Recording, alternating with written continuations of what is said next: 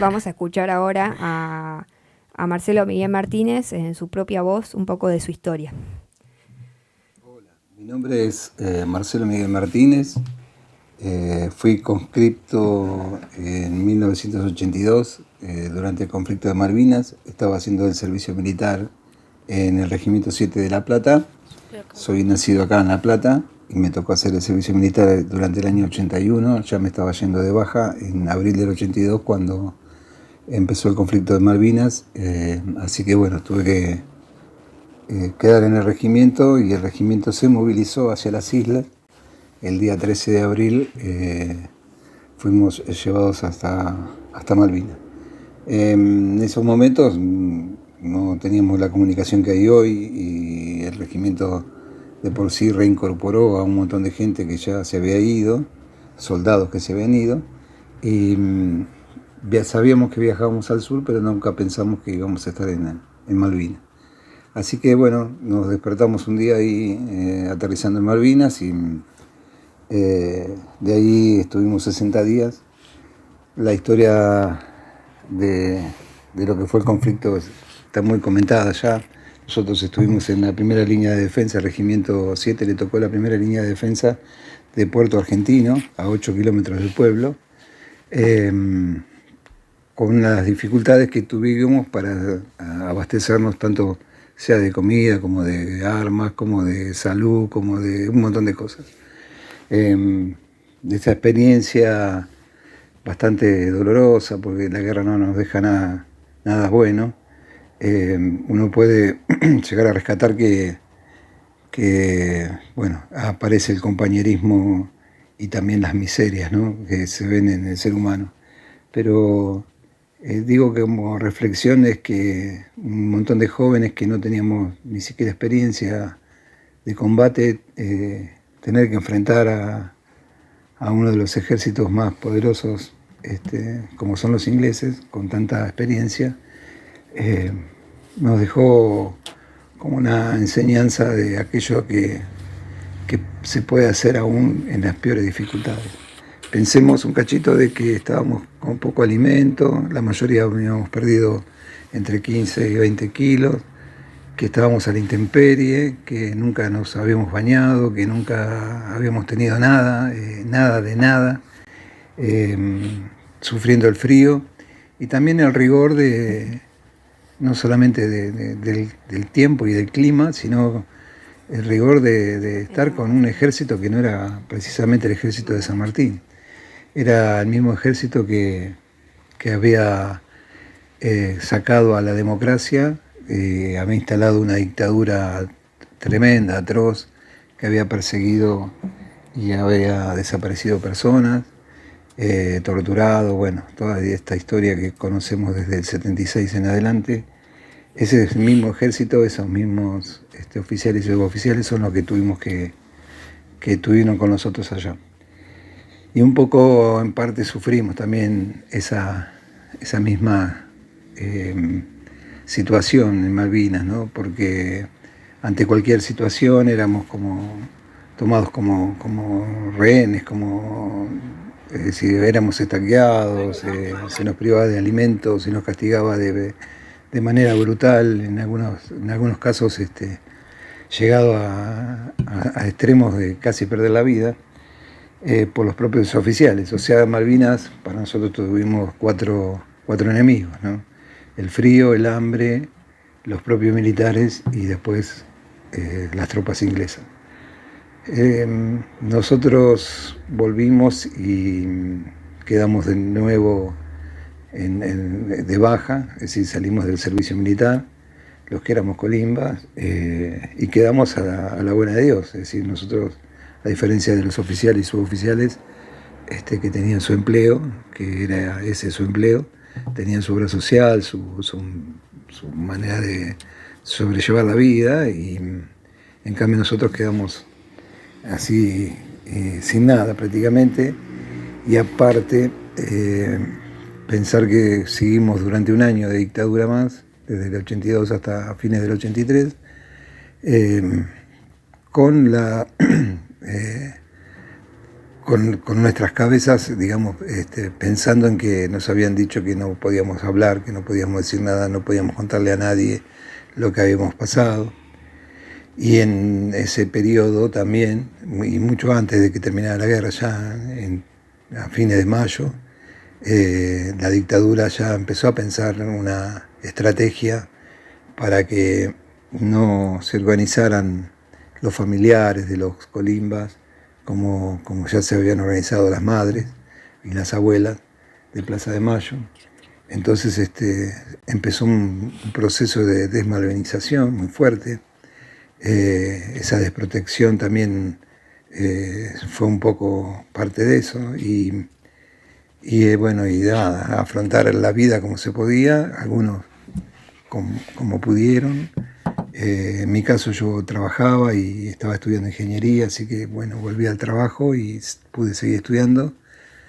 Pero éramos los loquitos de la guerra en un primer momento, estuvimos abandonados prácticamente durante 10 años sin ninguna atención especial, con todos los trastornos que esto trajo y que llevó al hecho de que haya muchos suicidios en esos momentos, ¿no? Hasta el año 2003, que primero en el año 99 nos dieron una pensión graciable, una pensión insignificante, que nos permitía tener a lo mejor una obra social como PAMI, pero que no estaba acondicionada para nuestra situación, jóvenes todavía. Y recién en el año 2003 al 2005 se pudo mejorar la situación de los excombatientes a través de un gobierno que se preocupó un poco más por nosotros y que también hizo la apertura de PAMI para poder tener una obra social especial, digamos. Nosotros tenemos un aporte especial en la caja de PAMI, que es para tratar de nuestros problemas, y que en este momento, dadas las circunstancias del gobierno actual, está siendo un poco relegada, así se nos están quitando, digamos, esos derechos que habíamos conseguido en el año 2005 después de tanto tiempo. La historia, en realidad, la mía pudo reconstruirse. Soy padre, soy abuelo, no terminé la facultad por problemas de trabajo, pero pude reconstruir mi familia y seguir con mi vida, dentro de todo bastante bien.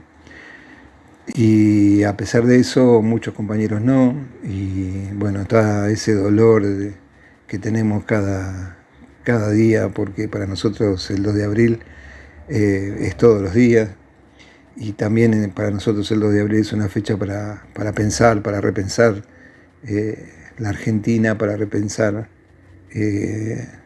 lo que queremos como país y lo que queremos como sociedad.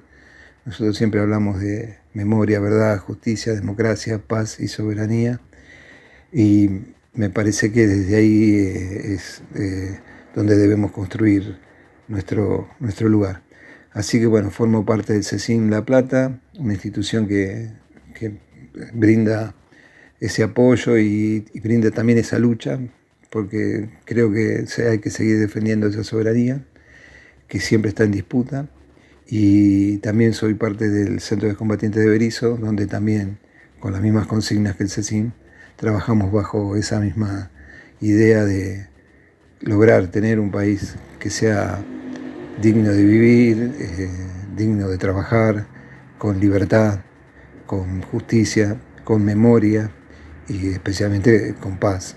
Así que bueno, este es un poquito mi resumen de historia. Podríamos hablar muchísimo de las cosas que me ocurrieron allá, pero bueno, sería mi historia. Y bueno, mi historia, por suerte, soy un sobreviviente, siempre digo lo mismo, los héroes son los que quedaron allá en la isla, y este 2 de abril nosotros hacemos ese trabajo de memoria por aquellos jóvenes que siguen siendo jóvenes allá en Malvinas, y de pensar, reflexionar qué país es el que nos merecemos. Me parece que desde ahí tenemos que empezar a construir un futuro nuevo para nuestras generaciones, que no queremos que vivan lo que nosotros hemos vivido. Bueno, muchas gracias y a su disposición. Bueno, ahí escuchábamos a Marcelo Miguel Martínez, es combatiente de Malvinas, es de la ciudad de La Plata. Escuchaba que fue el Regimiento 7. Así que nada, muy claro el testimonio, ¿no? de él contando en específico su historia. Sí, sin dudas. Dijo algunas cosas que acá como anoté, de hablando, ¿no? de la dictadura militar, que me parece como importante, ¿no? Él habla de que ese mismo ejército que estaba desapareciendo personas, quitándole la identidad a niños y niñas, que eran los responsables de lo que estaba sucediendo en esa dictadura cívico-militar, fue ese mismo ejército el que estaba al mando de esa guerra, y que tremendo. Ellos, siendo parte siendo obligados a combatir en esa guerra como pibes de 17, 16 años, lo sufrieron también, ¿no? Sí. Sufrieron en carne propia a ese ejército asesino, ¿no? Sí. A esos militares. Sí. Y hablaba, ¿no? que tenían varios enemigos. Bueno, el frío, el hambre.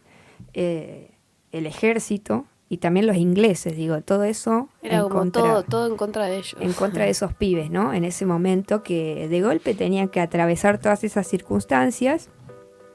Y además me parece también importante, y acá tengo una nota que está muy interesante, porque bueno, también hay una frase que se decía en la dictadura, ¿no? De que el silencio es salud, era algo como que se decía, bueno, de que estemos en silencio, que no hablemos, ¿no? Que no que no digamos nada, que el silencio era salud. Y bueno, y nosotros, o sea, me parece importante, ¿no? Recalcar que el silencio nunca es ni será salud, que lo que hicieron estos combatientes, Marcelo Miguel Martínez y todos los compañeros de CICIM, y muchos más combatientes de todo el país, excombatientes del país, es romper esa estructura que se les imponía de silencio, porque bueno, lo planteó, ¿no? Terminó la guerra y la dictadura hasta fines del 83 continuó. Sí. Y los obligaron a no decir nada, o sea, no podían decir nada, era una amenaza, ¿no? Claro, ustedes no pueden decir nada de lo que pasó ahí, de lo que sufrieron ahí, de cómo pasaron las cosas, nada, porque además al pueblo argentino la dictadura había expresado que ellos estaban bien alimentados, que estaban en buenas condiciones, que iban ganando, un montón de cosas que después no... Que era todo mentira. Todo mentira. Y acá traigo una nota, y también es importante decir, esas imágenes que ustedes están viendo son de la actividad son imágenes de ahora, de este preciso instante. Que están mandando las chicas allá de la actividad en Plaza Malvinas. Sí. En este día conmemorable. Sí. Guada Solís y Araceli Ruiz están presentes ahí en la actividad de Plaza Malvinas, que se pueden acercar, va a estar muy bueno, y siempre recomendamos escuchar, ¿no? a los excombatientes, a los compañeros. Luna es hija de un excombatiente, que está muy buena, no voy a leer la nota completa, pero hay una parte que me parece como también para discutir, que ella cuestiona, ¿no? la cuestión de la soberanía. Dice: resulta difícil pensar en un reclamo de legítima soberanía en la Argentina de 1982, porque nada de toda la circunstancia, de esa circunstancia, se acerca al concepto de soberanía. Es una guerra insólita, sin táctica ni estrategia formulada para mantener en el poder a un régimen autoritario que persiguió y desapareció a mujeres, hombres y otros géneros por pensar diferente.